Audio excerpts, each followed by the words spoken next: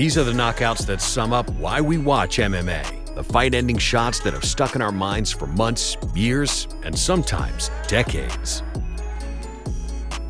Gerard Gordeau versus Taylor Tooley. It's the one that started it all. The very first fight in UFC history, and the very first KO. But trust us, this knockout isn't making our list on that merit alone. In one corner, you had the tall, lanky kickboxer Gerard Gordeau. On the other, the 450-pound sumo wrestler Taylor Tooley. If you didn't know what you were looking for, it may have seemed like the smaller man was about to get squashed. But no, the Dutchman Gordeau caught Tooley with his guard down, kicking him directly in the face as he attempted to get to his feet. A finish that took advantage of UFC 1's total lack of unified rules. Taylor Tooley lost a tooth from this shot, and in this moment, the mixed martial arts experiment served up its first iconic knockout. Francis Ngannou versus Alistair Overeem. One-hitter quitters don't come much nastier than this one. Francis Ngannou made Alistair Overeem look like a Pez dispenser with one of the most powerful shots the octagon has ever known. It was a KO that sent the Ngannou hype train into total overdrive, a punch that convinced us all that he would have no issue in overcoming his lack of experience to win the UFC heavyweight title. In the end, Stipe Miocic did beat him soundly, but the power he displayed against the Reem would eventually see him blossom into something quite remarkable. Chris Weidman versus Anderson Silva. There was a real poetic edge to how Anderson Silva's title reign ended. He wasn't beaten in the most conventional sense of the word, but instead caught by a worthy opponent when he was showboating. That had, of course, been a constant throughout Anderson's UFC run, and in many ways, it was one of the things that made him so magnetic. But when he stepped in there with Chris Weidman, he flew a little too close to the sun. An extended combo from the All-American connected cleanly on the Brazilian's chin, and the longest reign in UFC history came to its end. Amanda Nunes versus Chris Cyborg. Chris Cyborg walked to the octagon to face Amanda Nunes, 10 years undefeated and with a reputation as the greatest knockout artist ever. 1 minute later, the underdog bantamweight champion had succeeded in doing the impossible. Where most fighters approach Cyborg with caution, Nunes chose to dive straight into the fire, going toe-to-toe with her opponent before turning the tide and finishing her before the clock hit the minute mark. An iconic win for the GOAT. Jon Jones versus Shogun Rua. At 23 years old, this freak athlete stepped into the cage with an undeniable icon of the sport, the opportunity of a lifetime in front of him. Those who believed that we were watching a future great in Jon Jones still saw Shogun Rua as a very stern test in a major step up in competition for the prospect. But as Joe Rogan himself put it, Jones showed in that fight that he was the future and the present, dominating Shogun in every facet of the fight, eventually TKOing him with a body shot to become the youngest champion in UFC history. Chuck Liddell versus Randy Couture. The Chuck Liddell era of the UFC was a time of significant crossover success, and if you're looking for the moment that really saw the Iceman emerge, look no further. Chuck had a reputation for his sharp counters and excellent boxing, but at the first attempt, he fell short of UFC gold through a TKO loss to the great Randy Couture. By the time Liddell regrouped and made his second assault on the title, things were a lot different. It took just 2 minutes for Liddell's combinations to start finding their mark, and once he had Randy hurt, a follow-up right hand sent him crashing to the canvas. And so, a new era at 205 pounds began, one that would continue through 4 electric title defenses. Holm versus Ronda Rousey.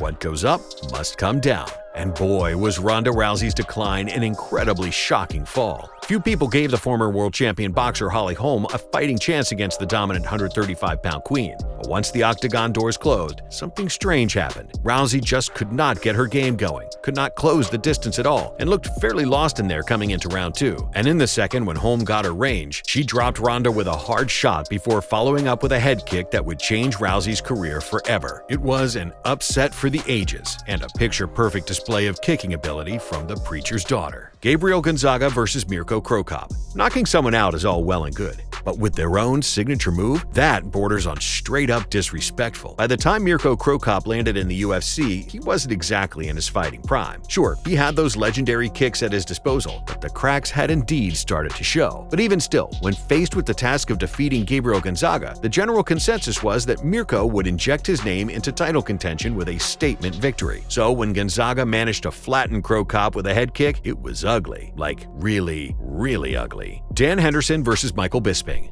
Bad blood can often lead to brutal consequences, and for Bisping, picking on Dan Henderson really came back to bite him in the ass. Hendo has power that most middleweights would kill for, something that helped him compete at both 205 pounds and even heavyweight. So when Michael Bisping spent an entire season of The Ultimate Fighter antagonizing him, the payback he received was truly immense. One perfect H-bomb over the top was followed by a leaping elbow when he was already out. Now, say what you will about that follow-up shot, but to our eyes, this was Dan Henderson dishing out some very real and very painful justice. Joaquin Buckley versus Kasanganai. He might not have the biggest name on this list, but Joaquin Buckley's place in history has been set in stone thanks to this awe-inspiring KO. The athleticism needed to pull off a jumping, spinning back kick means you're not likely to see 99.9% of fighters even attempt to find their opponent's chin with one. Buckley not only opted to give it a shot, but he somehow landed perfectly on Kasanganai's chin, making this one of the most ridiculous knockouts the sport of MMA will ever see. Anderson Silva versus Forrest Griffin. On the long list of iconic Anderson Silva moments, his knockout of Forrest Griffin may well be the most magical. Sometimes a fight is set up that is so insanely one-sided that you wonder just how on earth it came together. Well, during his many dips into the 205-pound weight class, Anderson Silva made a point of toying with the former champ Forrest Griffin in one of the most humiliating defeats imaginable. It wasn't coming from a place of spite or anger. When the final shot landed, it came as Silva was in the middle of leaning away from the helpless Griffin's futile attempts to land on his chin. Honestly, it looked like something out of a movie. Lyoto Machida versus Randy Couture. It's hard to really explain Lyoto Machida's crane kick KO of Randy Couture. Simply put, this was total perfection, a technique ripped straight out of the Karate Kid. Indeed, Randy was on the way out when the time came to test himself against the famously tricky Machida. But even Lyoto's biggest fans would not have expected to see the Dragon pulling off a crane kick so perfectly. Hell, we're even at a loss of words trying to describe it. This was perhaps the cleanest KO the Octagon has ever known. Yair Rodriguez versus Chan Sung Jung. If this next one happened in the very first round, or at some random point in the middle of the fight, it would still be worthy of this list, but the context is really what pushes it over the edge. Yair Rodriguez was in a tough spot against Chan Sung Jung coming into the final minute of their fight. Sure, it had been a very entertaining battle, but the famously durable Korean Zombie was ahead on the scorecards, and with just seconds to go, Zombie seemed destined for the victory. In perhaps the single most clutch moment in UFC history, Yair, after baiting Zombie in for one last exchange, ducked his head under, coming up with a reverse elbow that landed right on the button. Watching this one live, it was almost impossible to tell what had happened, and when the replays revealed it, it was still hard to believe. Edson Barboza versus Terry Edom. Many have tried, many have landed, but only a few spinning wheel kick KOs have come close to this absolute gem from Edson Barboza. Coming into the third round, his opponent Terry Edom knew he needed to really make something happen. Unfortunately, that need left him wide open for the famously explosive Barboza to find his mark with one of the most amazing kicks you will ever see. It's the type of shot you spend a lifetime of fandom hoping to experience live. And for Edson Barboza, it was just one of the many finishes that guarantees his place in the history books. Matt Serra versus George St. Pierre. Ask any seasoned MMA fan what the biggest upset of all time is, and more often than not, you'll likely get Serra versus GSP. With no disrespect intended to Matt Serra, he had absolutely no right to win that fight. And even if you look at his major strength, his BJJ, it just makes the notion of him finding a first-round knockout on the welterweight legend St. Pierre all that more unlikely. Once the barrage began, George knew he was in trouble, and before we knew it, Serra found his mark with the fight-ending shot, dropping GSP and forcing referee intervention. The 170-pound division crowned a new king, the unlikeliest of champions within the pantheon of MMA belt holders. Anderson Silva versus Vitor Belfort. Knockouts like this simply didn't happen in the Octagon before Anderson Silva, and even now you'd be hard-pressed to find a more beautifully executed finishing technique. See, the Muay Thai defense of Vitor Belfort had one critical flaw, but Silva saw just how vulnerable Belfort would be to a front kick that didn't stop at the height of the body, instead following through, coming upwards on the chin from below. And after an early feeling-out process, Silva unleashed perhaps the most iconic one-shot finish in MMA history, leaving Belfort beaten in front of their shared Brazilian crowd. Conor McGregor versus Jose Aldo. It was the punch that shocked the fighting world. In 13 seconds, a superstar was born who was unlike anything we'd ever seen before. Jose Aldo, to this day, is regarded as an elite talent, one of the all-time greatest MMA fighters, a legend in every sense of the word. So when Conor McGregor earned his way into a featherweight title shot, there were many who dismissed him as little more than a loudmouth who would fall by Aldo's hands. However, Conor had been poking at the Brazilian for months at that point, and when the time came to fight, he anticipated an overly emotional reaction from Jose, setting up the perfect counter to take him out and end his long and successful run as 145-pound king there and then. Chuck Liddell versus Tito Ortiz.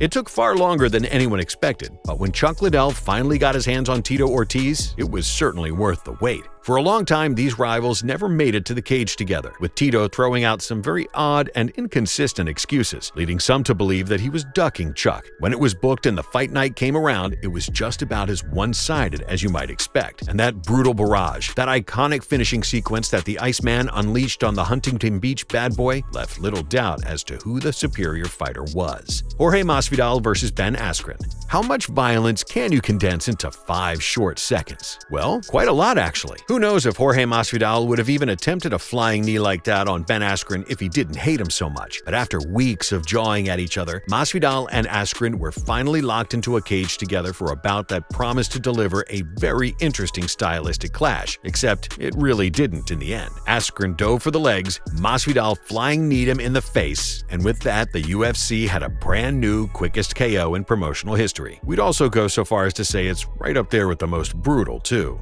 Michael Bisping versus Luke Rockhold. And finally, we come to one of the most unlikely victories in UFC history. To understand what made Michael Bisping's first-round KO of Luke Rockhold so special, you need to understand the career trajectory of the Count, the prior loss in dominating fashion to Rockhold, how the bout was a short-notice call-up. All these things collided in making an all-time great upset victory. Rockhold was as confident as ever in those opening exchanges, but Bisping and his coach Jason Perillo had seen something, a hole in his defense, and when that left hook landed, the fighting world was left totally speechless.